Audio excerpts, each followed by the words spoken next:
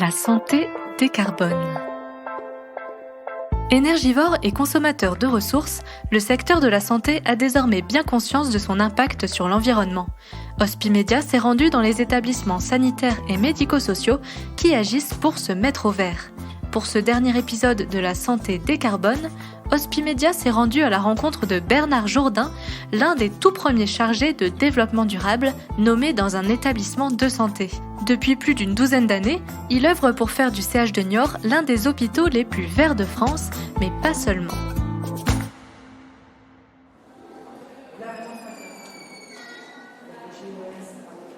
Passer une journée avec Bernard Jourdain, chargé du développement durable au CH de Niort et Nord de Sèvres, c'est arpenter avec lui les couloirs, les escaliers, passer de service en service pour aller à la rencontre du personnel et des professionnels de santé de l'établissement.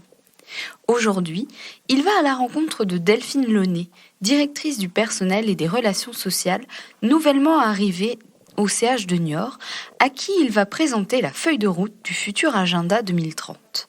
L'objectif est de lui présenter les actions qui la concernent, mais aussi de recueillir son avis et ses idées pour enrichir cette feuille de route. Voilà, c'est pas un cadre figé non plus. Parce que déjà 70 actions à réaliser, voilà, vous en avez 4, 5, 6, 7, 8, c'est en plus de ce que vous pouvez mettre en place dans votre quotidien. Donc il faut aussi tenir compte que les directions ont déjà un temps d'occupation bien occupé et que quand on rajoute des choses, ça peut être contraignant.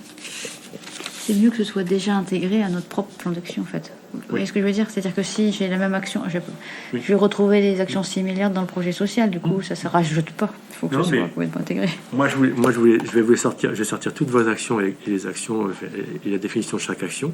Je vais vous donner et vous pouvez les intégrer au projet social. C'est pas nous de toute façon l'agenda 21, l'agenda 2030 est intégré au projet d'établissement. Il y a des briques qui sont liées. Dans un schéma global, c'est pas on fait pas de développement durable, mais on laisse pas le rapport de côté. C'est intégré au projet d'établissement. Alors, c'est pas dans tous les établissements. C'est aussi une volonté du directeur que tout ce qui est développement durable soit intégré au projet d'établissement. Car l'une des missions d'un chargé de développement durable est d'aller à la rencontre du personnel, d'échanger, recueillir les idées et les bonnes pratiques, afin que celles-ci puissent essaimer au sein de l'établissement. Faut accepter que dans le poste du référent développement durable, il y a ces temps de concertation, ces temps d'échange qui sont nécessaires. Là, on l'a vu en interne, mais ça pourrait être en externe. Comment vous allez discuter avec l'agglomération qui a la compétence transport. Comment vous allez dire, ben voilà, on a un problème de desserte en bus, est-ce que l'agglomération peut améliorer ? Aujourd'hui, le référent développement durable, on l'appelle, on le croise, on a un problème, on l'appelle, voilà. Je suis connu, quoi. Alors quelqu'un qui va débuter, il faut qu'il aille se faire connaître. C'est-à-dire que faut qu'il aille à des réunions de service, faut qu'il aille dans les services, faut qu'il se fasse connaître pour dire, si vous avez une question, une problématique, la porte d'entrée, parce qu'on voit bien que, vous voyez tout à l'heure dans les différents services, dans les différentes questions qui étaient posées, c'est où est-ce que sur une thématique de travail, à qui je m'adresse ? C'est quoi la porte d'entrée ? Vous devez être reconnu comme étant la porte d'entrée du développement durable dans l'établissement. Donc n'allez pas le cacher au fin fond des services techniques ou au fin fond de la qualité. Voilà, c'est aussi ça, quoi. Si vous voulez que votre démarche avance, il faut que la personne soit connue ou reconnue. Comment dirais-je ? On a un maillon qui on parle de concertation, en même temps d'accorder entre toutes les expressions de chacun et le regard de la direction du personnel avec le regard législatif, le regard des pratiques. Et notre rôle à nous, développement durable, c'est vraiment de créer cette harmonisation pour qu'à la fin, le plan d'action, quand il sort, il puisse se dérouler sereinement. Par définition, le chargé de développement durable, il n'est pas expert en tout. Moi, je ne suis pas expert de la dilution de médicaments dans le corps. Là, il y a des pharmaciens et des gens très compétents. C'est-à-dire que nous, notre rôle à nous, c'est de mettre en relation tous ces experts pour construire des projets. C'est-à-dire que si on a une demande d'un service, on regarde avec qui, soit en interne, soit en externe, on peut travailler pour pouvoir mettre en place ces projets. Donc nous, on est vraiment à l'interface de tous les services. Et puis on va essayer de construire des projets. Et puis après, on porte nous-mêmes des projets. Là, quand on construit le nouvel plan d'action pour l'hôpital, c'est moi qui porte tout le projet, qui organise les réunions, la concertation, les comités de pilotage, avec un cabinet extérieur. Et c'est là où on construit, on pilote le programme. Donc il y a les deux sens, on porte des projets et on les pilote, et puis de temps en temps on répond aux besoins des services. Bernard Jourdain est l'un des tout premiers chargés de développement durable à avoir été nommé dans un établissement de santé. Alors comment en est-il arrivé là ? Quelle a été sa formation ? Il nous l'explique. Donc j'étais à l'hôpital du Niort, je m'occupais de travaux dans l'hôpital, travaux quotidiens, en menuiserie, peinture. Et puis on avait commencé à instaurer des critères de développement durable dans les marchés publics qu'on avait, au service technique. Et puis en 2009, le directeur a souhaité engager l'établissement dans une démarche de développement durable. Donc il m'a sollicité pour que je m'occupe de tout ce qui est développement durable. C'est comme ça qu'on a construit avec lui toutes les actions, tout le programme, qui s'est étoffé au fil des années. C'est-à-dire qu'entre ce qu'on vous voyait en 2009 et ce qu'on fait maintenant, voilà, ça a pris beaucoup d'ampleur. Parce que en 2008, enfin avant 2009, quand on regardait comment l'hôpital pouvait faire des travaux, je veux dire qu'on était capable de repeindre plein de chambres, de repeindre des couloirs, et que le lendemain, les patients pouvaient retourner dans la chambre. Et on s'apercevait que les produits qu'on utilisait, ils n'étaient pas, en termes de qualité de l'air ou d'impact sur la santé, n'étaient pas terribles. Donc on a commencé dans les marchés de peinture à intégrer des critères qui disaient toutes les peintures, ça sera sans COV, sans éther de glycol, sans odeur. Donc on a commencé à intégrer ça dans les marchés de peinture. Nous, on a sur l'hôpital des adjudicataires, donc des entreprises qu'on a pour 3-4 ans. Donc on a demandé à ces entreprises d'utiliser des produits sains. Alors ça posait problème parce qu'ils n'étaient pas habitués non plus à acheter ces produits-là. Donc il a fallu qu'ils se retournent, eux, vers leurs fournisseurs de peinture, puis qu'on trouve des peintures qui soient, je dirais pas bio, mais presque, de manière à commencer à intégrer, à avoir des produits sains dans l'hôpital. Et c'est comme ça qu'on a commencé, dans les différents marchés, à intégrer des critères. Et c'est comme ça qu'on a commencé à faire naître le développement durable. Alors peut-être que j'avais aussi une sensibilité sur ces questions-là, une connaissance qui fait que ça s'est prolongé. On a commencé par différentes pratiques à mettre des choses en place. Et puis aujourd'hui, on arrive à faire des plans d'action. Je suis plutôt autodidacte. C'est-à-dire que regardez ce qui se passe, aller faire des formations, mais c'est vraiment autodidacte pour aller connaître ce qui se passe, être à l'écoute et condenser tout ce qui peut se passer pour se dire à un moment donné, c'est peut-être cette voie-là ou cette chose-là qu'on peut mettre en place. Parce qu'aujourd'hui, l'hôpital, c'est aussi un monde à part. Je le dis souvent, mais l'hôpital est ouvert 24 heures sur 24, 7 jours sur 7, et ne prend pas de vacances scolaires. Ça veut dire que quand on travaille, quand on fait des choses, on doit s'adapter à nos pratiques. Si vous repeignez une classe d'une école, vous le faites au mois de juin, juillet, août, il n'y a personne. Nous, on peut repeindre des services, tant de temps après, on remet des patients. Donc on a besoin de l'espace qui est rénové. Donc voilà, donc il faut qu'on s'adapte. Et sur les questions énergétiques, on voit bien que juillet, août, on consomme beaucoup. Donc on a vraiment des particularités dues au secteur de la santé. Donc il faut qu'on puisse adapter nos démarches de développement durable à ces particularités-là. Mais c'est un enjeu hyper intéressant. Et aujourd'hui, il faut les construire avec les médecins, avec les infirmières. Voilà. Il y a des vraies demandes aujourd'hui qu'on voyait pas il y a 10 ans. Voilà. On était peut-être un peu un ovni dans le paysage. Aujourd'hui, ça devient classique, quoi.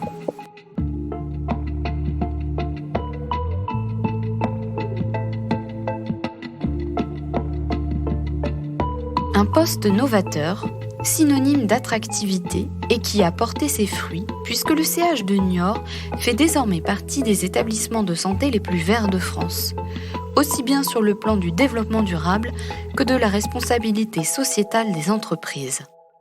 C'est ça, c'était un poste novateur, il y en avait très peu, je pense qu'il y en avait un à Bordeaux, on était très peu. Et on a vu arriver depuis 2-3 ans, on voit que ça commence à venir et que ça bouge. C'est-à-dire qu'on peut penser que le Covid a accéléré les choses. On a beaucoup de demandes de la part des services aujourd'hui, mais que ce soit des infirmières ou des médecins, qu'on ne voyait pas il y a 4 ans. C'est-à-dire qu'il y a une prise de conscience, une grande sensibilisation qui fait qu'il y a de plus en plus de demandes. Et les gens sont demandeurs à intégrer des actions, à construire quelque chose. Et ça, c'est vraiment depuis 2-3 ans. Alors là, c'est bien. Hein. C'est une très bonne chose, mais ce qui se passe dans la société, en termes de prise de conscience, on le voit dans l'hôpital. Aujourd'hui, sur les questions de bien-être au travail, on sait que sur le recrutement des infirmières ou de certains métiers, c'est compliqué. Si on est capable de démontrer que l'hôpital est écolo, est engagé dans la transformation écologique et qu'on a travaillé sur certaines thématiques, je pense qu'aujourd'hui, ça peut être un sujet qui peut intéresser ceux qui vont venir travailler chez nous. Et ça peut être demain un critère de choix. Est-ce que vous auriez travaillé dans un hôpital classique ou dans un hôpital qui a lancé la transformation écologique? Aujourd'hui, Niort est sûrement l'hôpital le plus avancé sur la question de la transformation écologique. Voilà. Donc, on va sûrement le mettre en avant dans le cadre des recrutements, mais voilà. On a envie aussi de montrer que à Niort, on travaille sur ces questions-là depuis 10 ans et qu'il y a des actions qui sont mises en place. Il y en a d'autres qui vont arriver, et que si des gens ont des projets, si demain il y a un médecin qui a envie de venir travailler à Niort et qui a envie de faire un bloc opératoire durable, eh bien on va l'accompagner. Je vous donne le mien, je pense qu'on on est un hôpital en France qui a fait le plus de choses. Mais bon, après, je connais pas non plus tout ce qui se fait, hein. Mais voilà. On a fait un audit énergétique sur tout le patrimoine. On a fait le bilan carbone, on en a fait 3. On a baissé de 30% nos émissions. On a une chaufferie bois. On a fait un bâtiment positif. On a travaillé sur nos rejets médicamenteux. On a fait un plan de déplacement et de stationnement. Là, on va relancer la question de la circulation et du stationnement dans l'hôpital. Mais voilà, on a fait plein de thématiques. À chaque fois, on fait un état zéro. On sait d'où on part et on sait ce qu'on va mettre en place. C'est ça l'enjeu. Depuis, les chargés de développement durable sont un peu plus nombreux, car ils restent un maillon essentiel pour engager une démarche de développement durable qui soit à la fois pérenne et efficace. Ce que nous explique Bernard Jourdain. Alors on en voit de plus en plus. Oui, mais justement à Versailles, il y a une personne qui a été nommée référent développement durable. Lyon a aussi une référente. Montpellier, Bordeaux. Ils viennent de changer, Bordeaux. Donc Bordeaux. Paris, il y a Didier Mathias à la PHP. Là, vous avez la MAPES en Pays de Loire. Vous avez Laurent Bigien qui s'occupe de tout ce qui est développement durable, qui propose une offre de développement durable aux établissements de santé de Pays de Loire. Il y a quelqu'un à Rennes. Vous voyez, donc vraiment, on voit arriver des chargés de développement durable. Et en même temps, si on veut travailler sur le sujet, il faut quelqu'un. Si vous n'avez pas quelqu'un à mi-temps ou à plein temps, ça montre la volonté d'une part de la direction à travailler sur ces questions-là, pas à faire du greenwashing, c'est-à-dire que je peux très bien aller chercher ce que je fais comme bonne pratique sur les déchets, je fais un catalogue en papier glacé, et je dis que je suis le meilleur. Ça, c'est ce qu'on voit régulièrement, mais public ou entreprise privée. Hein. Non, je crois qu'aujourd'hui, il faut travailler sur le fond. Il y a une demande des salariés sur ces questions-là.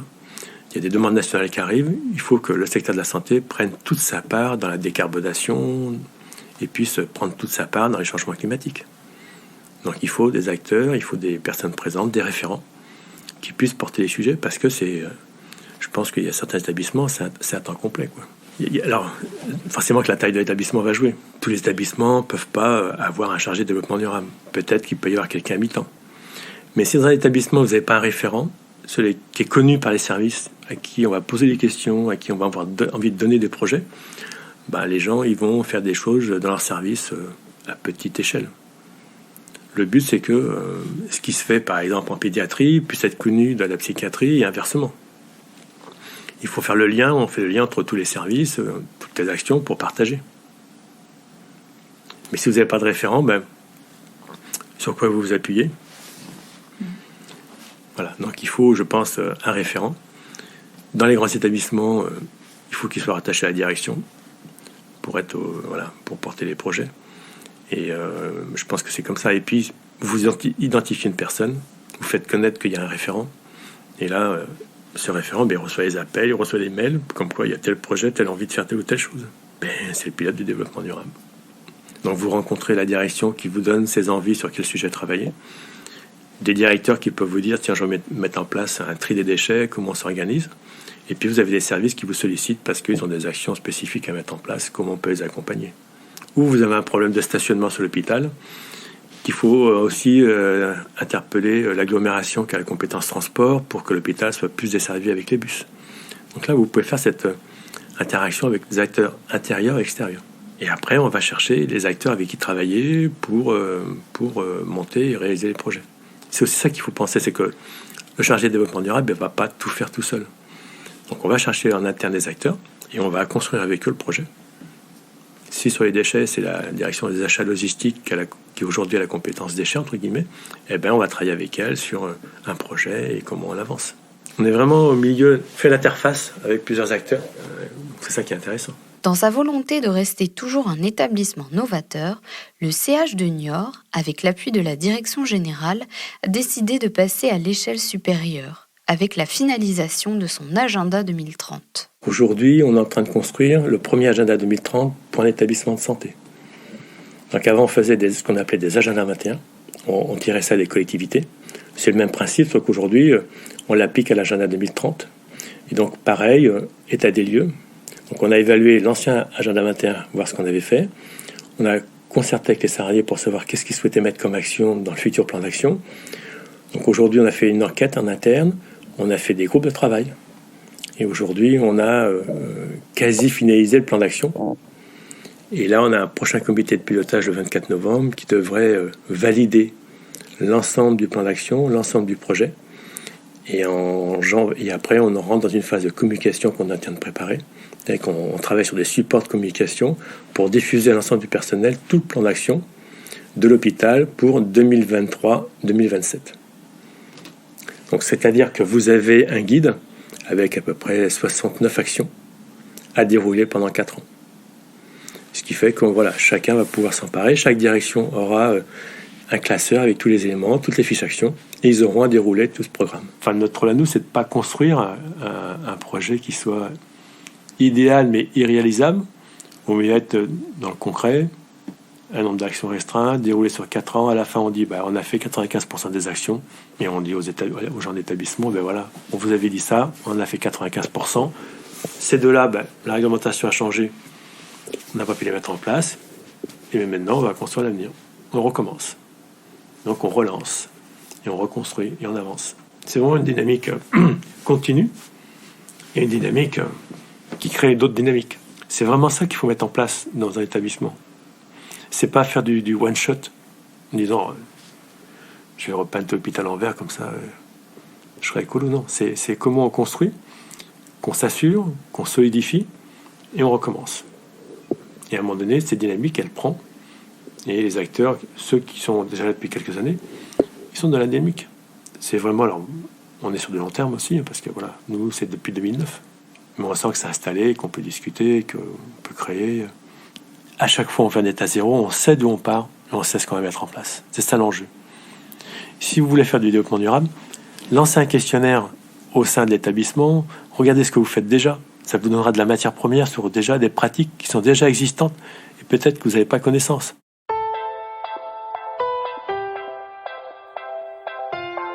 Ce reportage a été réalisé par Géraldine Tribault, au mixage et à la création sonore, Alexandre Debuchy. Nous espérons que cette série La santé décarbone vous a plu. Vous pouvez retrouver tous les épisodes de ce podcast sur hospimedia.fr ou sur votre plateforme d'écoute préférée.